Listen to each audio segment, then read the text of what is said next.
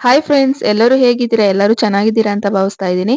ಇವತ್ತು ನೋಡಿ school day ಇರೋದ್ರಿಂದ ಸೋನಿಗೆ ಈ ರೀತಿ ರೆಡಿ ಮಾಡಿದ್ದೀನಿ. ಸೋನಿ ಹೇಗೆ ಕಾಣಿಸ್ತಾ ಇದ್ದಾಳೆ ಅಂತ ಕಮೆಂಟ್ ಮಾಡಿ. ಹಾಗೆ ಇವಳನ್ನ ರೆಡಿ ಮಾಡೋ ಅಷ್ಟರಲ್ಲಿ ನಂಗಂತೂ ಸುಸ್ತೇ ಆಗುತ್ತೆ. ಸುಮ್ಮನೆ ಅಂತೂ ನಿಂತ್ಕೊಳ್ಳಲ್ಲ. ನಾನೊಂದು ಹಾಕೋಕ್ ಹೋದ್ರೆ ಇರಮ್ಮ ಇದನ್ನ ಹಾಕೊಂಡು ನೋಡ್ತೀನಿ ಅಂತ ಅವಳು ಮಾಡ್ತಾಳೆ. ಆ ಸೊಂಟದ ಪಟ್ಟಿ ನಂಗೆ ಬೇಕೇ ಬೇಕು ಅಂತ ಅವಳೇ ಹಾಕೊಂಡಿದ್ದಾಳೆ ನೋಡಿ. ಹಾಗೆ ಹಾಕ್ದೆ, ಅದು ಚೆನ್ನಾಗಿ ಕಾಣಿಸ್ತಿತ್ತು. ಹಾಗಾಗಿ ಅದನ್ನು ಕೂಡ ಹಾಕ್ದೆ. ಇವಾಗ ಅಂಗನವಾಡಿಯಿಂದ ಕರ್ಕೊಂಡ್ ಬಂದೆ. ತುಂಬಾ ಜನ ರಶ್ ಅಂದ್ರೆ ರಶ್ಶು. ಎಲ್ಲಾ ತಾಯಂದಿರು ಮಕ್ಳಿಗೆ ರೆಡಿ ಮಾಡ್ಕೊಂಡು, ಅಂದ್ರೆ ಮಕ್ಳನ್ನ ರೆಡಿ ಮಾಡ್ಕೊಂಡು ಈ ತರ ಕರ್ಕೊಂಡ್ ಬರೋದೇ ತುಂಬಾ ಖುಷಿ ಅನ್ಸುತ್ತೆ ಎಲ್ಲಾ ತಾಯಂದಿರ್ಗೂ. ಹಾಗೆ ನೋಡಿ ಎಲ್ಲಾ ಮಕ್ಳು ಕೂಡ ತುಂಬಾ ಚೆನ್ನಾಗ್ ಕಾಣಿಸ್ತಾ ಇದ್ರು ಮುದ್ ಮುದ್ದಾಗಿ. ಅಂಗನವಾಡಿ ಮಕ್ಳೆಲ್ಲಾ ನೋಡಿ ಇಲ್ಲಿ ನಿಂತಿದ್ರು.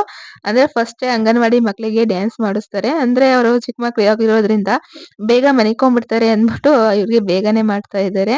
ಅಂದ್ರೆ ಬೇಗನೆ ಇವ್ರಿಗೆ ಡ್ಯಾನ್ಸ್‌ನ ಮಾಡಿಸ್ತಾ ಇದ್ದಾರೆ. ಹಾಗೆ ಫಸ್ಟ್ ಪ್ರಾರ್ಥನೆಗೆ ಅಂತೆ ನವಾಮಿ ನವಾಮಿ ಅಂತ ಆ ಡ್ಯಾನ್ಸ್‌ನ ಮಾಡಿಸ್ತಾ ಇದ್ದಾರೆ. ಅಂದ್ರೆ ದೊಡ್ಡ ಹುಡುಗರು ಅವ್ರು ಡ್ಯಾನ್ಸ್ ಆಡ್ತಿದ್ರು. ಇದಾದ್ಮೇಲೆ ಮಕ್ಳಿಗೆ ಮಾಡಿಸ್ತೀವಿ ಅಂತ ಅವ್ರನ್ನ ಸ್ಟೇಜ್ ಹತ್ರನೇ ಇರಿಸ್ಕೊಂಡಿದ್ರು. ನಾನು ಕೂಡ ಸ್ಟೇಜ್ ಹತ್ರನೇ ಇದ್ದೆ. ಸೋನಿ ಈಗ ಕಾಯ್ಕೊಂಡು, ಅಂದ್ರೆ ಅಮ್ಮ ಇಲ್ಲೇ ಇರು, ಇಲ್ಲೇ ಇರು ಅಂತ ಹೇಳ್ತಾ ಇದ್ಲು. ಯಾಕಂದ್ರೆ ಅವಳೊಂದ್ ಸ್ವಲ್ಪ ನಾಚಿಕೆ ಸ್ವಭಾವ. ಎಲ್ಲಾ ತಾಯಂದಿರು ಅಲ್ಲೇ ಇದ್ರಲ್ಲ. ಅಮ್ಮ ನೋಡಮ್ಮ ಅವರೆಲ್ಲ ಎತ್ಕೊಂಡಿದಾರೆ, ನಂಗೂ ಎತ್ಕೊಳಮ್ಮ ಅಂತಿದ್ಲು. ಇರಮ್ಮ ಡ್ಯಾನ್ಸ್ ನೋಡೋಣ, ಅದ್ರಲ್ಲಿ ಬೇರೆ ಲಸ್ಸು ಮನೆಗ್ ಹೋಗೋಣ ಅಂತಿದ್ದ. ಅಂದ್ರೆ ಸ್ವಲ್ಪ ಲೈಟ್ ಎಲ್ಲ ಜಾಸ್ತಿ ಕಾಣಿಸ್ತಾ ಇರೋದಕ್ಕೆ ಲಸ್ಸು ಫುಲ್ ಹೆದ್ರುಕೊಂಡ್ಬಿಟ್ಟಿದ್ದ. ಹಾಗಾಗಿ ಸ್ವಲ್ಪ ಅವ್ನು ಹೆದ್ರುಕೊಂಡ್ ಮನೆಗ್ ಹೋಗೋಣ ಅಂತಿದ್ದ. ಇರೋ ಹಾಕೊಂಡ್ ಡ್ಯಾನ್ಸ್ ನೋಡೋಣ ಅಂತ ಅಂದ್ರು ಕೂಡ ಅವ್ನು ನಿಂತ್ಕೊಳ್ಲಿಲ್ಲ. ಒಂದ್ 2 ಡ್ಯಾನ್ಸ್ ಆದ್ಮೇಲೆ ಸೋನಿ ಅವ್ರದ್ದು ಡ್ಯಾನ್ಸ್ ಇತ್ತು. ಆಮೇಲೆ ಸೋನಿ ಡ್ಯಾನ್ಸ್ ಮಾಡ್ತಿದ್ಲು. ಇದೆಲ್ಲ ಡ್ಯಾನ್ಸ್ ನೋಡ್ಬೇಕಾದ್ರೆ ಒಂಥರ ಖುಷಿ ಆಗ್ತಿತ್ತು. ಮತ್ತೆ ನಮ್ ಸ್ಕೂಲ್ ಡೇ ಕೂಡ ನೆನಪಾಯ್ತು. ನಮ್ಗೆಲ್ಲ ಸ್ಕೂಲ್ ಡೇ ಎಲ್ಲ ಮಾಡ್ತಾ ಇರ್ಲಿಲ್ಲ. ಅಂದ್ರೆ ನಾನು 1ರಿಂದ 3ನೇ ಕ್ಲಾಸ್ ತನಕ ಊರಲ್ಲಿ ಓದೆ. ಮತ್ತೆ 4ರಿಂದ 10th first year, second year ಎಲ್ಲ ಬೆಂಗಳೂರಲ್ಲೇ ಓದಿದ್ದು. ಅಲ್ಲೂ ಕೂಡ ನನಗೆ ಸ್ಕೂಲ್ ಡೇನ ಮಾಡ್ಲಿಲ್ಲ. ಆದ್ರೆ 10th ಇದ್ದಾಗ ಹಲಗಲಿ ಬೇಡರು ಅಂದ್ರೆ ಗಣರಾಜ್ಯೋತ್ಸವ ದಿವಸ ಸ್ವತಂತ್ರ ಅಲ್ಲಿ ಮಾಣಿಕ್ ಪ್ಯಾಡೆ ಅಂತ ಸ್ವತಂತ್ರ ಗಣರಾಜ್ಯೋತ್ಸವನೇ ಇರ್ಬೋದು. ಸ್ವಲ್ಪ ಮರ್ತೋಗಿದೆ, ಇಷ್ಟು ದಿವಸ ಆಯ್ತಲ್ಲ ಹಾಗಾಗಿ. ನಾನು 10th ಇದ್ದಾಗ ಹಲಗಲಿ ಬೇಡರು ಅಂತ ಒಂದು ಪೊಯಮ್ ಇತ್ತು 10th ಅಲ್ಲಿ. ಅದು ಸಿಲೆಬಸ್ ಫಸ್ಟ್ ಚೇಂಜ್ ಆಗಿದ್ದು ನಮ್ಗೇನೆ. ಅವಾಗ ಒಂದ್ ಪೊಯಮ್ ಇತ್ತಲ್ಲ, ಅಲ್ಲಿ ಕಪ್ಪ ಕೊಡಬೇಕೆ ಕಪ್ಪ ಅದು ಒಂದ್ ಡ್ಯಾನ್ಸ್ ಇತ್ತು. ಅಂದ್ರೆ 450 ಜನ ನಮ್ ಸ್ಕೂಲಿಂದ, ಸ್ಕೂಲ್ ಬಂದು ಚಿಕ್ಕಬಿದ್ರೆಕಲ್ ಸ್ಕೂಲು. ನಮ್ ಫ್ರೆಂಡ್ಸ್ ಎಲ್ಲ ನೋಡಿದ್ರೆ ಇದನ್ನ ನೆನ್ಪ್ ಮಾಡ್ಕೊಳ್ಳಿ. ಅವಾಗ ನಾನು ಅದ್ರಲ್ಲಿ ಡ್ಯಾನ್ಸ್ ಮಾಡಿದ್ದೆ. ಅದು ಬಂದು ಜಯನಗರ ಮಾಣಿಕ್ ಪ್ಯಾಡೆ ಅಂತ. ಅಂದ್ರೆ ಅವಾಗಿನ ಸಿಎಂ ಸಿದ್ದರಾಮಯ್ಯ ಸರ್ ಕೂಡ ಅಲ್ಲಿ ಬಂದಿದ್ರು. ಉಮಾಶ್ರೀ ಮೇಡಮ್ ಅವರೆಲ್ಲ ಕೂಡ ಬಂದಿದ್ರು. ನಮ್ಗೆ ಸೆಕೆಂಡ್ ಪ್ರೈಸ್ ಸಿಕ್ಕಿತ್ತು, ಅದ್ ಕೂಡ ನೆನ್ಪಾಯ್ತು. ಮತ್ತೆ ಫಸ್ಟ್ ಇಯರ್ ಅಲ್ಲಿ ನಾನು ಅಂದ್ರೆ ಫಸ್ಟ್ ಇಯರ್ ಕಾಲೇಜ್‌ಗೆ ಹೋಗ್ಬೇಕಾದ್ರೆ ಹಿಂದಿ ಸಾಂಗು, ಡೋಲು ಬಾಜೆ ಅದೆರಡೇ ಸಾಂಗ್ ಅನ್ಸುತ್ತೆ ನಾನು ಸ್ಕೂಲ್ ಡೇಗೆ ಆ ಥರ ಡ್ಯಾನ್ಸ್ ಮಾಡಿರೋದು ಸ್ಕೂಲಲ್ಲಿ ಅಂತ ಅದಷ್ಟೇ ನೆನಪಾಗೋದು. ಅಂದ್ರೆ ಈ ತರ ಚಿಕ್ಕ ಮಕ್ಳು ಡ್ಯಾನ್ಸ್ ಮಾಡೋದ್ಕಿಂತ ನಮ್ಮ ನೆನಪುಗಳು ಹಾಗೆ ಮೆಲ್ಕಾಗ್ತಾ ಹೋಗ್ತವೆ. ಹಾಗೆ ಮಕ್ಳು ಕೂಡ ನೋಡಿ ತುಂಬಾನೇ ಚೆನ್ನಾಗಿ ಡ್ಯಾನ್ಸ್ ಮಾಡ್ತಿದ್ವು. ಸೋನಿ ನೋಡಿ ಅಂದ್ರೆ ಸರಿಯಾಗಿ ಇಲ್ಲಿ ಕ್ಯಾಮ್ರಾನ, ಅಂದ್ರೆ ತುಂಬಾ ಜನ ಇರೋದ್ರಿಂದ ಮುಂದೆ ಹೋಗಿ ಕ್ಯಾಮ್ರಾ ವಿಡಿಯೋ ಮಾಡಕ್ಕೆ ಸ್ವಲ್ಪ ಕಷ್ಟ ಆಗ್ತಿತ್ತು. ಮತ್ತೆ ಇಲ್ಲಿ ಮ್ಯೂಸಿಕ್ ಎಲ್ಲ ಇದಿದ್ರೆ ಚೆನ್ನಾಗಿರೋದು. ಮ್ಯೂಸಿಕ್ ಎಲ್ಲ ಹಾಕಿದ್ರೆ ಚಾನೆಲ್ 2 ದಿವ್ಸಕ್ಕೆ ಹೊಗೆ ಆಗ್ಬಿಡುತ್ತೆ. ಅಂದ್ರೆ ಕಾಪಿರೈಟ್ ಬಂದ್ಬಿಡುತ್ತೆ. ಹಾಗಾಗಿ ವಾಲ್ಯೂಮ್ನೆಲ್ಲ ತೆಗ್ದಿ ವಾಯ್ಸ್ ಓವರ್‌ನ ಕೊಡ್ತಾ ಇದ್ದೀನಿ. ಇದು ಬೇಗನೆ ಅಪ್‌ಲೋಡ್ ಮಾಡ್ಬೇಕು ಅನ್ಕೊಂಡಿದ್ದೆ. ಆದ್ರೆ ಸ್ವಲ್ಪ ಲೇಟ್ ಆಯ್ತು. ಅಂದ್ರೆ ಆ ವರ್ಕು ಈ ವರ್ಕ್ ಇರೋದ್ರಿಂದ ಸ್ವಲ್ಪ ಕೆಲ್ಸಗಳು ಜಾಸ್ತಿ ಇರೋದ್ರಿಂದ ಸ್ವಲ್ಪ ಲೇಟಾಗಿ ಅಪ್‌ಲೋಡ್ ಮಾಡ್ತಾ ಇದ್ದೀನಿ. ಸೋನಿ ನೋಡಿ ಅಲ್ಲಿ ಡ್ಯಾನ್ಸ್ ಮಾಡ್ತಾ ಇದ್ದಾಳೆ. ಸ್ವಲ್ಪ ಕಾಣಿಸ್ತಾ ಇಲ್ಲ. ಅಂದ್ರೆ ಇಲ್ಲಿ ತುಂಬಾ ಜನ ಇರೋದ್ರಿಂದ ಲಸು ಬೇರೆ ಹೇಳ್ತಿದ್ನಲ್ಲ, ಅಲ್ಲಿ ಮುಂದೆ ಹೋಗಿ ವಿಡಿಯೋ ಮಾಡಕ್ಕೆ ಆಗ್ಲಿಲ್ಲ. ಮತ್ತೆ ಅಂದ್ರೆ ನನ್ ತಮ್ಮಂಗ್ ಕೊಟ್ಟಿದ್ದೆ. ಸ್ವಲ್ಪ ಅವ್ನ್ ವಿಡಿಯೋ ಮಾಡ್ಕೊಟ್ಟ. ಅಂದ್ರೆ ಪೂರ್ತಿ ವಿಡಿಯೋ ಮಾಡಿಲ್ಲ ಇದ್ರದ್ದು. ಸ್ವಲ್ಪನೇ ವಿಡಿಯೋ ಮಾಡ್ತಾ ಇದ್ದೀನಿ. ಇವ್ರು ಈ ತರ ಅಂದ್ರೆ ಡ್ಯಾನ್ಸ್ ಮಾಡ್ತಿರೋದ್ ನೋಡಿ ಫುಲ್ ಖುಷಿನೇ ಆಯ್ತು. ಸೋನಿ ಅಂತೂ ನಾನು ಭಯ ಪಟ್ಕೊಂಡ್ಬಿಟ್ಟಿದ್ದೆ. ಜಾಸ್ತಿ ಜನ ನೋಡಿ ಎಲ್ಲಿ ಎಳ್ಕೊಂಡು ಬಾಯಿಗೆ ಬೆರಳಿಟ್ಕೊಂಡು ಸೈಡಲ್ಲಿ ನಿಂತ್ಕೊಂಡ್ಬಿಡ್ತಾಳೋ ಅಂತ ಅನ್ಕೊಂಡಿದ್ದೆ. ಇಲ್ಲ ಪರವಾಗಿಲ್ಲ, ಡ್ಯಾನ್ಸ್ ಚೆನ್ನಾಗ್ ಮಾಡ್ತಾ ಇದ್ಲು. ಆಮೇಲೆ ಬಂದ್ ಕೇಳಿದ್ಲು, ಅಮ್ಮ ಹೆಂಗಮ್ಮ ಡ್ಯಾನ್ಸ್ ಮಾಡಿದೆ, ಚೆನ್ನಾಗಿತ್ತಾ ತೋರ್ಸು ವಿಡಿಯೋ ಮಾಡ್ದೆ ಅಂತ. ಇಲ್ಲ ಮಾಡಿಲ್ಲ ಕಣೆ, ಅದು ಪಾಪು ಬೇರೆ ಹೇಳ್ತಿದ್ನಲ್ಲ ಅದಕ್ಕೆ ಮಾಡಿಲ್ಲ. ಚಿಕ್ಕಪ್ಪ ಮಾಡೈತೆ ಅಂತೆ, ಅವ್ರ ಕೇಳಿ ಆಮೇಲೆ ನೋಡೋಣ ಅಂತ ಬಿಡು ಅಂತಂದೆ. ಅಂದ್ರೆ ನಾನು ಸೋನಿ ಡ್ಯಾನ್ಸ್‌ನ ಪೂರ್ತಿ ನೋಡೇ ಇಲ್ಲ. ಲಸು ಅಳ್ತಿದ್ದ. ಮತ್ತೆ ಮುಂದೆ ಎಲ್ಲ ತುಂಬಾ ಜನ ಇರೋದ್ರಿಂದ ಸರಿಯಾಗಿ ಹೋಗಿ ನೋಡ್ಲೇ ಇಲ್ಲ. ವಿಡಿಯೋಲಿ ನೋಡ್ದೆ ಅವಳು ಡ್ಯಾನ್ಸ್ ಮಾಡ್ತಿರೋದು. ಚೆನ್ನಾಗ್ ಮಾಡ್ತಾ ಇದ್ಲು ಹಾಗೇನೆ. ಅವ್ರ ಅಂಗನವಾಡಿ ಮೇಡಮ್ ಅಂತೂ ಅಲ್ಲೇ ನಿಂತಿದ್ರು. ಇವ್ರೇನಾರ ತಪ್ಪ್ ಮಾಡಿದ್ರೆ ಹೇಳ್ಕೊಡಕ್ಕೆ ಅಂತ ಎಲ್ಲಾ ಮೇಡಮ್ ಅವರು ನಿಂತಿದ್ರು. ಅವ್ರ ಅಂಗನವಾಡಿ ಮೇಡಮೇ ಇವ್ರಿಗೆ ಸ್ಟೆಪ್‌ಗಳನ್ನ ಹೇಳ್ಕೊಟ್ಟಿರೋದು. ಸೋನಿ ಬಂದ ತಕ್ಷಣ ಅಮ್ಮ ಫೋನಲ್ಲಿ ಹಾಕ್ಕೊಡಮ್ಮ ನಾನು ಪ್ರಾಕ್ಟೀಸ್ ಮಾಡ್ತೀನಿ ಅಂತ ಬಂದ ತಕ್ಷಣ ಪ್ರಾಕ್ಟೀಸ್ ಎಲ್ಲ ಮಾಡೋಳು. ಆದ್ರೆ ಸ್ವಲ್ಪ ಭಯ ಇತ್ತು, ಎಲ್ಲಿ ಅಳ್ತಾಳೋ ಅಂತ. ಅಳ್ಳಿಲ್ಲ. ಎಲ್ಲಾರ್ ತರ ಅಂದ್ರೆ ಫ್ರಂಟ್ ಅಲ್ಲೇ ಇದ್ದಾಳಲ್ಲ, ಸ್ವಲ್ಪ ಭಯ. ಜಾಸ್ತಿ ಜನ ಇದ್ದಾರಲ್ಲ, ಅದು ಬೇರೆ ಲೈಟಿಂಗ್ಸು ಇದೆ. ಮೊದ್ಲು ಸೋನಿ ಸ್ಟೇಜ್ ಮೇಲೆ ಡ್ಯಾನ್ಸ್‌ನ ಮಾಡ್ತಿರೋದು. ಅಂಗನವಾಡಿಯಿಂದ ಈ ತರ ಸ್ಟೇಜ್ ಎಲ್ಲ ಅರೇಂಜ್ ಮಾಡಿ ಅಂದ್ರೆ ಸ್ಕೂಲ್ ಅವ್ರಿಗೆ ಪರ್ಮಿಷನ್ ಕೇಳಿ ಪಾಪ ಮೇಡಮ್ ಅವರು ಕೂಡ ಅಂದ್ರೆ ಅಂಗನವಾಡಿ ಮಕ್ಳು ಸುಮ್ನೆ ನೋಡ್ತಾರೆ ಅವ್ರಿಗೂ ಆಸೆ ಇರುತ್ತೆ ಅವರು ಡ್ಯಾನ್ಸ್ ಮಾಡ್ಲಿ ಅಂತ ರಿಕ್ವೆಸ್ಟ್ ಮಾಡ್ಕೊಂಡು ಸರ್ಗಳಿಗೆ ಅವ್ರಿಗೂ ಕೂಡ 2 ಡ್ಯಾನ್ಸ್ ಏನೋ ಮಾಡ್ಸಿದ್ರು. ಅಂದ್ರೆ ಪೂರ್ತಿ ಡ್ಯಾನ್ಸ್ ಎಲ್ಲ ನೋಡೋಷ್ಟ್ರಲ್ಲಿ 2 ಗಂಟೆ 2:30 ಆಗಿತ್ತು. ಅಷ್ಟೊತ್ತಿಗೆ ನಾನು ಕೂಡ ಲಸೂನ ಮನ್ಗೂಸ್ ಬರೋಣ ಅಂದ್ಬಿಟ್ಟು ಹೋದೆ. ಅಂದ್ರೆ ಕೆಲವೊಂದು ಡ್ಯಾನ್ಸ್‌ಗಳನ್ನ ನೋಡ್ಲೇ ಇಲ್ಲ. ಹಾಗಾಗಿ ಸೋನಿ ನೋಡಿ ತುಂಬಾನೇ ಡ್ಯಾನ್ಸ್ ಮಾಡ್ತಾ ಇದ್ದಾಳೆ. ಖುಷಿ ಆಯ್ತು. ಅಂದ್ರೆ ನಮ್ಮ ಮಕ್ಳು ಈ ತರ ಡ್ಯಾನ್ಸ್ ಮಾಡ್ತಾರೆ ಅಂದ್ರೆ ನಾವಾದ್ರೂ ಮಾಡಿಲ್ಲ, ನಮ್ಮ ಮಕ್ಳಾದ್ರೂ ಮಾಡ್ತಾರಲ್ಲ ಅನ್ನೋ ಖುಷಿನೂ ಜಾಸ್ತಿ ಇತ್ತು ನನ್ಗಂತೂ. ಸೋನಿನ ರೆಡಿ ಮಾಡ್ಬೇಕಾದ್ರೇನೆ ಖುಷಿ ಆಗ್ತಿತ್ತು. ಇವಳು ಹೆಂಗ್ ಮಾಡ್ತಾಳೆ ಡ್ಯಾನ್ಸು ಸ್ಟೇಜ್ ಮೇಲೆಲ್ಲ ಅಂದ್ರೆ ನಾನಂತೂ ಫುಲ್ ಎದ್ರು ಪುಕ್ಲಿ. ಸೋನಿ ಆಗಲ್ಲ. ಸ್ವಲ್ಪ ಅಂದ್ರೆ ನನ್ ತರಾನೇ ಅವಳು. ಆದ್ರೂ ಸ್ವಲ್ಪ ಹೆದ್ರುಕೊಂತಾಳೆ. ಆದ್ರೂ ಈ ಲೆವೆಲ್ ಡ್ಯಾನ್ಸ್ ಮಾಡ್ತಿದ್ದಾಳೆ ಅಂತ ಖುಷಿನೂ ಕೂಡ ಇತ್ತು. ನಾನ್ 10th ಅಲ್ಲಿದ್ದಾಗ ನಮಗೂ ಕೂಡ ಡ್ಯಾನ್ಸ್ ಮಾಡ್ಸಿದ್ರಲ್ಲ. ಅದನ್ನ ಸ್ಕೂಲ್ ಮಾಸ್ಟರ್ ಅಂದ್ರೆ ಡ್ಯಾನ್ಸ್ ಮಾಸ್ಟರ್ ಕೂಡ ಬಂದಿದ್ರು. ಅವ್ರು ನಮ್ಗೆ ಒಂದು ತಿಂಗ್ಳು ತನಕ ನಮ್ಗೆ ಪ್ರಾಕ್ಟೀಸ್ ಮಾಡ್ಸಿದ್ದು. ಮತ್ತೆ ಮಾಣಿಕ್ ಷಾ ಪರೇಡ್‌ಗೆ 4ರಿಂದ 5 ದಿವಸ ಕರ್ಕೊಂಡೋದ್ರು. BMTC ಬಸ್‌ನ ಬಿಟ್ಟಿದ್ರು. ಡೈಲಿ ಕರ್ಕೊಂಡ್ ಹೋಗೋದು, ಅಲ್ಲಿ ಪ್ರಾಕ್ಟೀಸ್ ಮಾಡೋದು. ಅಂದ್ರೆ ತುಂಬಾ ದೊಡ್ಡ ಇದಿತ್ತಲ್ಲ, ಅಲ್ಲಿ ನಿಂತ್ಕೊಂಡು ಈ ತರ ಬರ್ಬೇಕು ಅಲ್ಲಿ ಅಂತ ಅದನ್ನೆಲ್ಲ 4ರಿಂದ 5 ದಿವಸ ಕರ್ಕೊಂಡೋಗಿ ಬರೀ ಅಲ್ಲೇ ಪ್ರಾಕ್ಟೀಸ್ ಮಾಡ್ಸಿದ್ದಾರೆ.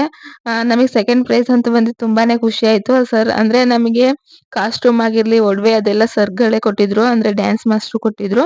ಸೆಕೆಂಡ್ ಪ್ರೈಸ್ ಬಂದಿದ್ದಕ್ಕೆ ಫುಲ್ ಅಂದ್ರೆ ಫಸ್ಟ್ ಪ್ರೈಸೇ ಬರ್ಬೇಕು ಅಂತ ಇತ್ತು. ಆದ್ರೆ ಸ್ವಲ್ಪ ಚೆನ್ನಾಗ್ ಮಾಡಿದ್ವು. ಆದ್ರೂ ಸ್ವಲ್ಪ ಫಸ್ಟು ಆ ತರ ಏನು ಇರುತ್ತಲ್ಲ, ಸೆಕೆಂಡ್ ಪ್ರೈಸ್ ಬಂತು. ಅಷ್ಟು ಖುಷಿನೇ ಆಯ್ತು.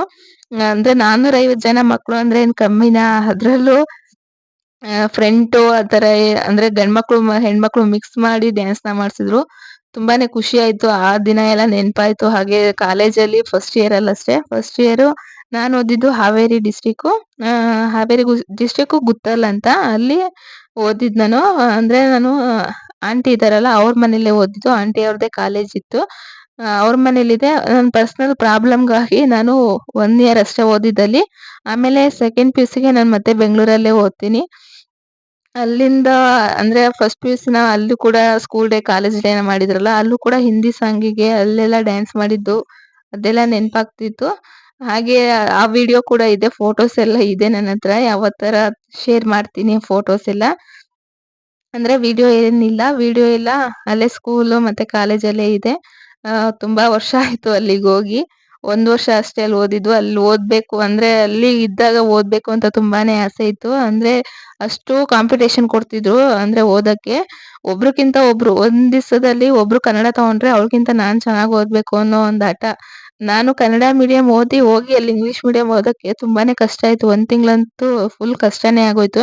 ಆಮೇಲೆ ಬರ್ತಾ, ಬರ್ತಾ, ಬರ್ತಾ ನನ್ಗೂ ಕೂಡ ಇಂಗ್ಲಿಷ್ ಆಗಿರ್ಲಿ, ಕನ್ನಡ ಆಗಿರ್ಲಿ ತುಂಬಾನೇ ಚೆನ್ನಾಗ್ ಓದಕ್ ಸ್ಟಾರ್ಟ್ ಮಾಡ್ದೆ. ಅಷ್ಟ್ರಲ್ಲಿ ನನ್ ಪರ್ಸನಲ್ ಪ್ರಾಬ್ಲಮ್ ಇಂದ ಮತ್ತೆ ನಾನು ಇಲ್ಲಿಗ್ ಬಂದು ಅಂದ್ರೆ ಸೆಕೆಂಡ್ PUC ಎಕ್ಸಾಮ್‌ನು ಕೂಡ ಕರೆಕ್ಟಾಗಿ ಬರದೇ ಏನೇನೋ ಆಗೋಯ್ತು. ಹಾಗೆ ಅದನ್ನೆಲ್ಲ ಜ್ಞಾಪಿಸ್ಕೊಂಡು ಇದನ್ನೆಲ್ಲ ಡ್ಯಾನ್ಸ್ ಎಲ್ಲ ನೋಡ್ಕೊಂಡು ಕೂತ್ಕೊಂಡಿದ್ದೆ. ಹಾಗೆ ಪುಷ್ಪಾವತಿ ಸಾಂಗಿಗೆ ಡ್ಯಾನ್ಸ್ ಮಾಡ್ತಾ ಇದ್ರು. ತುಂಬಾ ಚೆನ್ನಾಗ್ ಮಾಡ್ತಾ ಇದ್ರು ಮಕ್ಳು ಕೂಡ. ಅಂದ್ರೆ ಅಷ್ಟು ಜನ ಅಂದ್ರೆ ತುಂಬಾ ಜನ ಸೇರಿದ್ರು. ಅಂದ್ರೆ ನಮ್ಮ ಹಳ್ಳಿಲಿ ಒಂದ್ 3, 4 ಹಳ್ಳಿ ಇರೋದ್ರಿಂದ ಆ ಹಳ್ಳಿಯವರೆಲ್ಲ ಬಂದು ಸೇರಿದ್ರಲ್ಲ. ತುಂಬಾ ಚೆನ್ನಾಗಿ ರೆಸ್ಪಾನ್ಸ್ ಮಾಡ್ತಿದ್ರು. ಅಂದ್ರೆ ವಿಷುವಲ್ ಆಗಿರ್ಬೋದು, ಕಿರ್ಚಾಟ ಅದೆಲ್ಲ.